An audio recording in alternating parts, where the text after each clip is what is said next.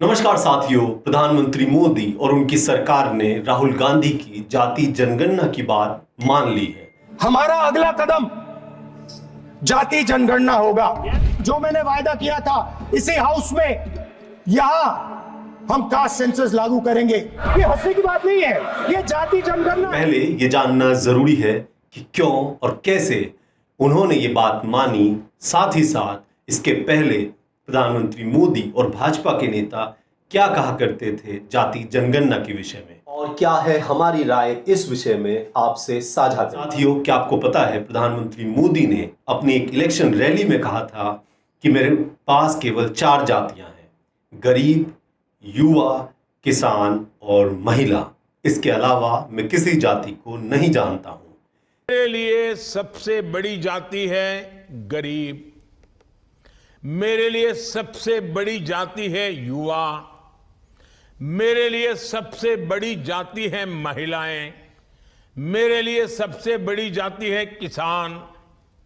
इन 4 जातियों का उत्थान ही अगर भारत को विकसित बनाएगा, और अगर 4 का हो जाएगा ना, इसका मतलब सबका हो जाएगा। साथियों, योगी आदित्यनाथ ने जाति जनगणना के विषय में एक सवाल के जवाब में बताया कि वे केवल सनातन धर्मावलंबियों को, सनातन धर्म को जानते हैं, हिंदुओं को जानते हैं। इसके अंदर कोई जाति हो उसको वे नहीं जानते, नहीं मानते हैं।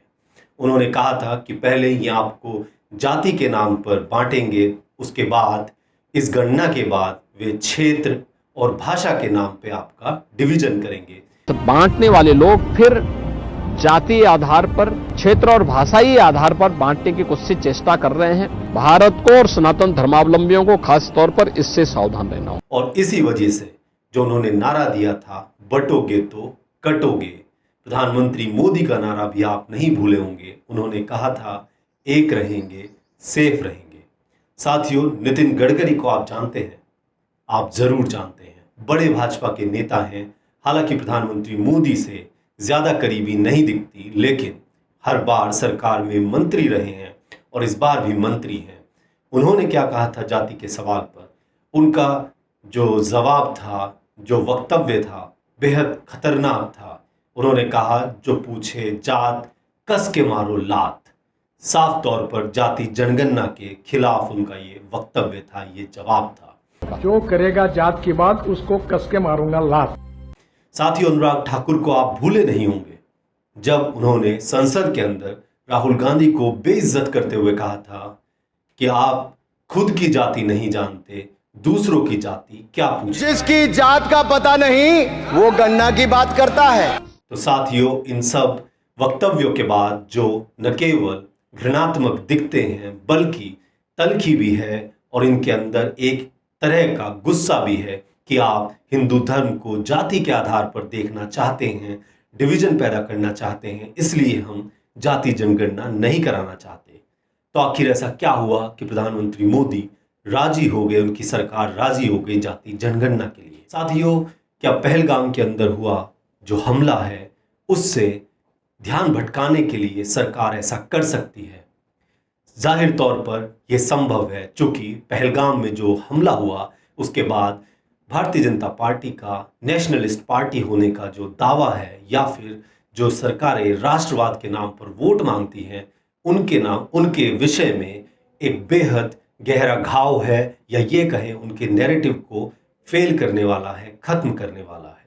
उन्होंने आनफान में कुछ डिसीजन तो लिए, जैसे कि कह दिया पाकिस्तान से जितने भी नेशनल्स इंडिया में आए हैं, चाहे वे महिलाएं हों, कितने भी सालों से हों, शादियां हुई हों, उनके बच्चे हों, उन्हें यहाँ से भगा देना चाहिए, निकाल देना चाहिए। और अटारी वाघा बॉर्डर पर इसी तरह की तस्वीरें हम सब के सामने लगातार आ रही हैं।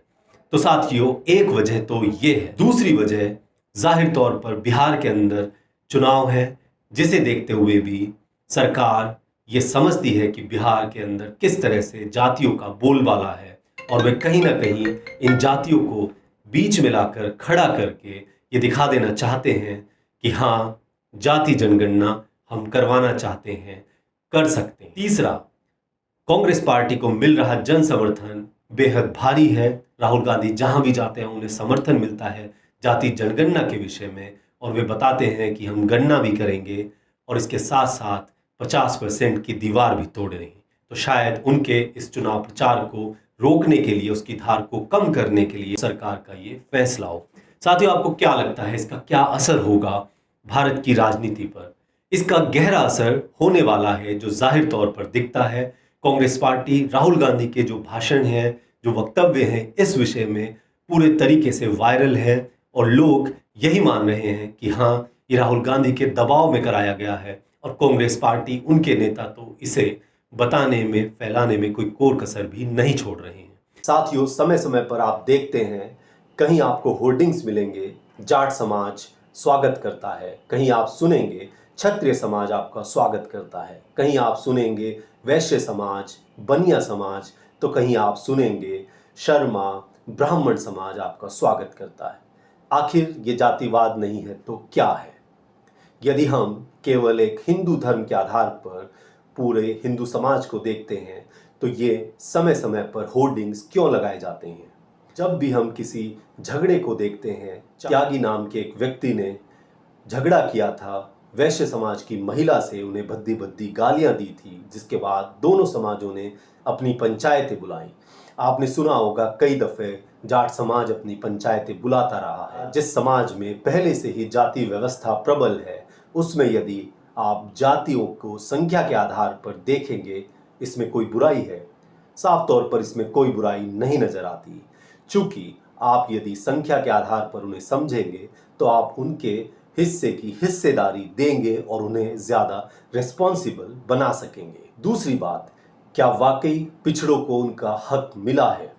इसमें भी यदि हम विभिन्न विभागों को देखें, केंद्रीय एजेंसियों को देखें, हम सरकार के अंदर विभागों में लोग जो काम कर रहे हैं उन्हें देखें, पब्लिक सेक्टर कंपनीज को देखें, तो उनका रिप्रेजेंटेशन आपको कम दिखता है। इसके अंदर आप सवर्ण जातियां जिन्हें हम कहते हैं, या भारत की अपर कास्ट जिसको कहा जाता है, उन्हीं लोगों का ज़्यादा रिप्रेजेंटेशन है। तो साफ तौर पर कहीं ना कहीं जो बाबा साहब भीमराव अंबेडकर का संविधान था, उसके अंदर जो उन्होंने प्रपोज किया था कि हम आर्थिक और सामाजिक तौर पर किस तरह से भेदभाव को मिटा सकते हैं, लोगों को रिप्रेजेंटेशन दे सकते हैं, देश की कमान सौंप सकते हैं, हर किसी को सामाजिक न्याय दे सकते हैं, उसके लिए ये जातिगत जनगणना बेहद महत्वपूर्ण है। यही वजह है कि इस सब के बावजूद, सरकार के बार बार मना करने के बावजूद ये हो रही है और इसको एक बड़ा समर्थन देश के बड़े वर्ग से मिल रहा है, जिसे कई दफ़े राहुल गांधी 80-20 कहते हैं, अखिलेश यादव 90-10 कहते हैं और अन्य नेता अपने अपने हिसाब से बताया करते हैं। तो साथियों, आपको क्या लगता है इस विषय में आगे क्या होगा? क्या वाकई जनगणना जाति के आधार पर वैसे ही की जाएगी जैसे की जानी चाहिए, या फिर इसके पीछे सरकार की कोई और मंशा है? आप अपने कमेंट करके ज़रूर बताएं और हमारे चैनल भी सब्सक्राइब जरूर करें। इस वीडियो को ज़्यादा से ज़्यादा लोगों तक पहुंचाएं ताकि हमारा मनोबल बढ़े और हम भविष्य में भी आपको ऐसी वीडियोस जरूर दिखाएं। धन्यवाद।